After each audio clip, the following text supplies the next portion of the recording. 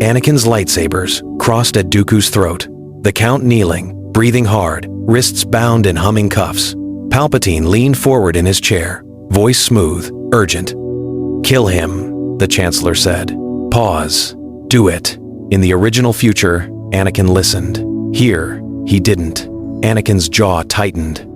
His eyes flicked to Obi-Wan, still unconscious, still vulnerable. Then back to Dooku, who wore a thin smile like he already understood the game. "I'm a Jedi," Anakin said, voice shaking with control. "I don't murder prisoners."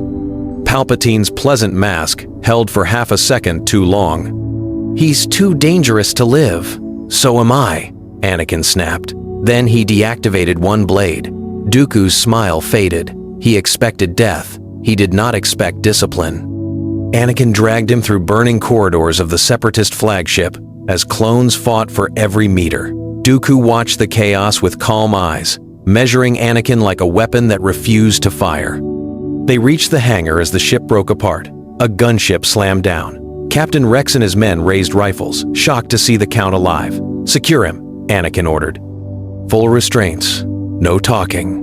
Back on Coruscant, the landing was not a victory parade. It was a crisis. Jedi Masters arrived fast. Senators arrived faster. Cameras tried to catch a glimpse of the captured Separatist leader, and Palpatine arrived last, smiling, applauding, acting like this was his plan all along. But inside the Force, he was cold. Dooku was escorted into a temple holding chamber, layered with ray shields and ancient runes. He finally spoke, voice quiet and sharp. "You spared me," Dooku said. "Now you'll learn why your Chancellor wanted me silenced." Anakin stared at him, heart beating hard. "What do you mean?" he asked.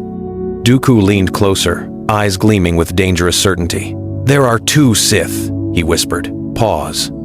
"And one of them is already on your world." Anakin felt the air change, like a door opening into darkness. Outside the cell, alarms began to rise across the temple. And far away in the Senate, Palpatine smiled and ordered the next phase to begin. The Jedi Temple holding chamber felt colder than space. Ray shields hummed. Guards watched from every angle. Dooku sat calmly in the center, cuffs locked, posture perfect like he was still on a Senate balcony. Mace Windu entered first, followed by Yoda, Obi-Wan, and Anakin. The room tightened with tension. This was not a prisoner. This was a fallen Jedi Master who knew the Order's blind spots. "You will tell us who leads the Separatists now," Mace demanded. Dooku smiled faintly. "You still think this war belongs to me?" Obi-Wan stepped forward. "You were captured on Grievous's flagship. You were Sidious's." Dooku's eyes flicked to Anakin. "He spared me," Dooku said. Pause. "That single act ruined your Chancellor's favorite ending." Anakin's fists clenched, but he stayed silent. Yoda's ears tilted. "Speak, you will. Truth, we seek." Dooku leaned back as much as the cuffs allowed. "Very well. The Separatist Council is a tool. Grievous is a distraction. And I," he breathed out, like admitting weakness, "I was a blade pointed at the Jedi to keep you looking outward." Mace's voice dropped. "Who is your Sith Master?" Dooku's smile vanished. For the first time, fear showed small, controlled, real. Darth Sidious. The name landed like a bomb, but the Council did not move. Sidious was still a shadow. A rumor. A ghost, Dooku continued, voice sharper. "He sits at the heart of your Republic. He steers your Senate. He controls your army." Obi-Wan stiffened. "You're saying Sidious is on Coruscant. I'm saying you salute him," Dooku replied. Pause. "And you call him Chancellor." Anakin's stomach turned. He remembered Palpatine's calm voice on the invisible hand. "Kill him. Do it." Like it was routine. Mace stepped closer, anger controlled. "You have no proof." Dooku's eyes gleamed. "Then arrest him, and watch how fast the Republic turns its guns on you." Yoda's gaze hardened. "Warned, we are." Outside the chamber, temple alarms began to echo, distant at first, then growing. A Senate emergency alert flashed across the temple network. Republic security forces were deploying near the Jedi district. Mace turned toward the door, sensing the shift in the city. Anakin whispered, He's moving first." And Dooku smiled again, quiet and cruel. "You're already late." Palpatine did not rage in public. He performed. Within hours of Dooku's interrogation, the Chancellor stood before the Senate, voice steady, eyes tired, looking like a man carrying the galaxy on his shoulders. Behind him, security banners hung like a warning. "My fellow senators," he said, pause, "Count Dooku has been unlawfully seized by the Jedi Order." The word unlawful was the weapon. Not Sith, not war, procedure. Holocams pushed the message across Coruscant. Clips were edited fast. Anakin dragging Dooku in cuffs, Jedi guards sealing temple doors, masters walking with grim faces. It looked less like justice and more like a takeover. Then Palpatine tightened the net. Republic security forces rolled into the Jedi district in armored columns. Checkpoints rose on bridges. Air traffic lanes were reassigned for public safety. Clone troopers were moved from front lines back to the capital, and nobody in the Senate asked why. Inside the temple, the council argued over response and legality. Mace wanted a strike. Yoda wanted patience. Obi-Wan wanted proof that would survive politics. Anakin wanted truth.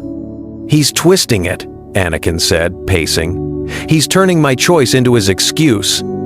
Mace's eyes narrowed. "Your friendship with him gave him access. Qui-Gon wasn't here. No wise voice to soften the blow." The room felt sharp, divided. Outside, crowds gathered near the temple gates, some cheering for the Jedi, others shouting accusations fed by Palpatine's broadcast. "Kidnappers! Traitors!"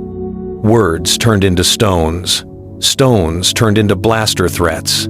And in a secure Senate office, Palpatine met with clone commanders in private. He spoke softly, like a man asking for protection. "If the Jedi resist," he said, pause, "you will restore order. Order, not peace, not justice." In the temple holding chamber, Dooku listened to distant sirens and smiled to himself. The Republic was not falling apart. It was being aimed. Last lines. A red alert flashed across temple systems. "Jedi District, lockdown authorized." Anakin looked out over Coruscant and saw gunships circling the spires. And in the Senate Tower, Palpatine signed a new directive, one that put the Jedi in his crosshairs. Grievous did not slow down after Dooku's capture. He sped up. Across the Outer Rim, Separatist fleets hit worlds that had been quiet for months. Supply depots vanished overnight. Clone staging areas were burned before reinforcements could land. Holonet feeds filled with smoke, and screaming senators demanding the Jedi do their job. That was the trap. If the Jedi stayed on Coruscant, the Republic blamed them for losing the war. If they left to fight, Palpatine's security forces tightened around the temple like a fist. In the temple war room, reports stacked up like bodies. Obi-Wan read casualty lists with a hard face. Mace Windu wanted to break the Senate lockdown by force. Yoda warned that open conflict would make the Jedi look guilty. Anakin stood between them, feeling the order split in real time. And in the holding chamber, Dooku listened. He asked for one small privilege, to speak to the Council again. Not as a prisoner, but as a former Jedi with urgent information. The Council refused at first. Then Grievous struck Coruscant's shipyards, and panic loosened rules. Dooku's voice reached them through a secure holo, calm, measured, helpful. "Sidious expects you to arrest the Chancellor," Dooku said, pause. "He wants you to look like traitors." Mace leaned in. "Then you admit Palpatine is Sidious." Dooku tilted his head. "I admit nothing you can prove. I offer strategy." It sounded wise. It was poison. Dooku fed them selective details, half-truths designed to turn Jedi against Jedi. He suggested that some masters were compromised. He hinted that Anakin was being groomed. He made Obi-Wan question Mace's patience, and Mace question Obi-Wan's loyalty. All of it bought time for Sidious. Outside the temple, clone commanders received temporary emergency authority. New units arrived with sealed orders. Their rifles weren't raised yet, but their fingers rested close. Anakin felt it, an invisible countdown. Then a new message hit the war room. Grievous had attacked a Republic medical convoy carrying wounded younglings and Padawans. Obi-Wan looked up, furious. "He's targeting our future." Mace slammed his fist on the table. "We respond." Yoda's gaze darkened. Divide, we must not. But the war was forcing their hand. Anakin heard the city outside gunships, sirens, boots on durasteel. He looked toward the holding cells, sensing Dooku's satisfaction through the Force. And then, the temple lights flickered once, like the Republic itself, blinking before a shot. Anakin became the center of everything overnight. Senators wanted his testimony. The Council wanted his certainty. The clones watched him like he was a signal waiting to be triggered. Because Anakin had heard Palpatine's order with his own ears. Kill him. Pause. Do it. That made Anakin the key witness, one Jedi who could say on record that the Chancellor pushed an execution. Not justice. Execution. Mace Windu asked the question bluntly. Will you stand before the Senate and say it? Anakin's throat tightened. Yes, he said, but his voice lacked peace. Palpatine sensed that answer before Anakin even left the temple. He requested a private meeting, framed as concern for a troubled hero. Security cleared the hall, doors sealed. The room felt warm in all the wrong ways. Palpatine didn't threaten him at first. He praised him. He spoke like a father. You did the merciful thing, Palpatine said. The Jedi will still punish you for it. Anakin held his ground. I did what was right. Palpatine smiled. Then let's protect what you care about. Pause. Padme. Anakin's stomach dropped. He didn't ask how Palpatine knew. He already knew the answer. She's been targeted, Palpatine continued, voice soft. War creates accidents. Separatist bombs. Angry crowds. Lost clone patrols. He leaned forward. But if you stay loyal to me, I can keep her safe. Anakin's fists clenched. You can't guarantee that. Palpatine's eyes darkened, just a shade. I can guarantee what happens if you betray me. Anakin felt the trap close. If he spoke, Padme could die. If he stayed silent, the Jedi could die. And somewhere in the temple, Dooku waited smiling, knowing the Chancellor would always choose leverage over law. Anakin left the office shaking, hearing two voices in his head, duty and fear. Last lines that night. Padme's apartment lights went out without warning. Anakin rushed to the window and saw clone troopers surrounding her building, and his comm link buzzed with Palpatine's whisper, Choose, Anakin. The temple holding level felt like a pressure chamber. Above, gunships circled Padme's building. Outside, Republic security checkpoints tightened. Inside, the Council argued about procedure while the city turned hostile. Anakin couldn't breathe through it. He went back to the one place that felt like the center of the storm, the prisoner. Dooku sat behind the ray shield, calm as ever, like chains were just another form of politics. He looked up as Anakin approached and smiled like he had been expecting him all night. They're using her to control you, Dooku said. Pause. A familiar technique. Anakin's eyes sharpened. Say her name again and I end this conversation. Dooku lifted his cuffed hands slightly. You won't, because you need a door, and all the doors are closing. Anakin stepped closer to the shield. You told the Council there's a Sith in the Senate. Give me proof. Names, anything. Dooku's smile thinned. Proof gets buried, names get denied, but leverage. Pause. Leverage ends wars. Anakin's stomach tightened. What are you offering? A deal, Dooku said, voice low. I still have loyalists, codes, fleet routes, communication keys. Give me contact, and I can force Grievous to collapse the Separatist command within 72 hours. Anakin stared, tempted and furious at the same time. Why would you help me? Dooku leaned forward.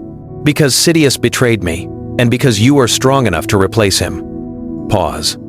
Together, we end this quickly. No Order 66, no Jedi Purge, no dead senator you love. Anakin's hands shook. Justice demanded Dooku stay in chains. Victory demanded Anakin break a rule just this once. Behind him, temple sirens rose again, urgent and close. A new alert flashed. Padme's building was being entered by armed troops. Dooku watched Anakin's face change and whispered the final hook. Choose, Skywalker, the law or the people you can save. Last line's Anakin's comlink crackled with a single word from Padme's panicked aide: help. He looked from the city lights to Dooku's waiting eyes, and for the first time, Anakin reached toward a decision that could end the war or start a darker one. The first shots didn't hit the temple. They hit the city. Clone patrols, responding to unrest, suddenly turned their rifles on Jedi peacekeepers.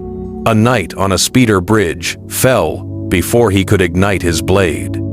Another deflected 2 bolts, then caught the third in the back when a civilian screamed and he looked away. Across Coruscant, the same command echoed through clone helmets like a prayer. Execute Order 66.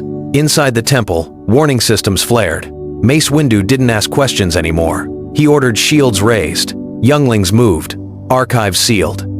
Obi-Wan led evacuation routes through old service tunnels the clones didn't have maps for. This was the difference. The Jedi weren't surprised, they were ready to survive. Clones surrounded the temple with gunships and heavy cannons, expecting fear and confusion. Instead, they met coordinated resistance. Jedi teams hit their flanks, disabled walkers, and used the temple's high ground like a fortress. Lightsabers flashed across the steps as smoke rolled up the spires. The war came home. Anakin raced toward Padme's apartment through blocked lanes, leaping rooftops to avoid checkpoints. He arrived just as clone troopers forced the door. He didn't negotiate. He disarmed them with the Force, slammed 2 into the walls, and held the last one by the throat. "Who ordered you?" Anakin demanded. The trooper's voice stayed flat, almost sorry. "The Chancellor." Anakin froze. Not because he didn't believe it, because he finally understood the scale. This wasn't a bad order. It was a system. Behind him, Padme stood shaking in the dark. "Anakin, what's happening?" Anakin turned to her, eyes burning. "He's killing the Jedi," he said. Pause. "And he started with us." A new explosion shook the skyline. The temple's outer wall had been breached. And in the holding level, Dooku felt the disturbance and smiled. Because Order 66 had started, and Sidious still hadn't dealt with the prisoner who knew his name. Last line's Anakin pulled Padme close as Coruscant lit up with fire. His comlink crackled with Obi-Wan's strained voice. "We need you now!" And in the temple cells, Dooku's restraints clicked. Someone had just opened his door. Coruscant became a screaming broadcast. Senators filmed from balconies. Pilots streamed cockpit views. Civilians recorded Jedi and clones fighting in the streets, and the Republic finally saw what the temple had been shouting for days. Palpatine tried to shut it down. He failed. Too many eyes, too much fire. Anakin arrived at the Senate Tower with Obi-Wan and Mace Windu, moving through smoke and broken glass.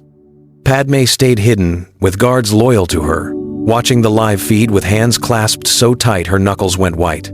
At the Chancellor's office, the doors sealed. Then they opened slow, confident, like Palpatine wanted an audience. He stood alone, calm as ever. "Skywalker," he said. Pause. "Look what the Jedi have done," Mace's saber snapped on. "You ordered the massacre." Palpatine's smile sharpened. "I ordered survival." Lightning leapt. The first blast shattered windows and threw desks across the room. Mace absorbed it with his blade, boots sliding. Obi-Wan moved to flank. Anakin hesitated for one heartbeat, then stepped in, not as a boy seeking approval, but as a Jedi choosing a side. He blocked a strike meant for Obi-Wan and drove forward, blade spinning, forcing Palpatine back from the window where the city could see him clearly. Outside, a Senate cam drone hovered, catching everything. Palpatine noticed it and realized the danger. If the galaxy saw the Sith, his story collapsed, so Sidious attacked the witness. He hurled lightning toward the drone. Anakin redirected it into the office's central hollow projector. The projector exploded, sending a bright, screaming pulse into every active feed. For 1 full minute, the Republic watched Palpatine's yellow eyes and heard his rage. "Traitors!" Sidious roared. Mace pressed in. Obi-Wan struck low. Anakin disarmed the Sith's guard angle, and Palpatine stumbled just once. Then a shockwave hit the room from below, not Sidious. Another Force presence. Cold. Familiar. Deep in the temple, Dooku had escaped, and he had activated his last gift, chaos. Last lines, Anakin felt it and turned his head, fear flashing across his face. Sidious used that instant vanishing into shadow as alarms screamed temple breach. And while the galaxy learned the truth about Palpatine, a free Dooku began hunting a new apprentice.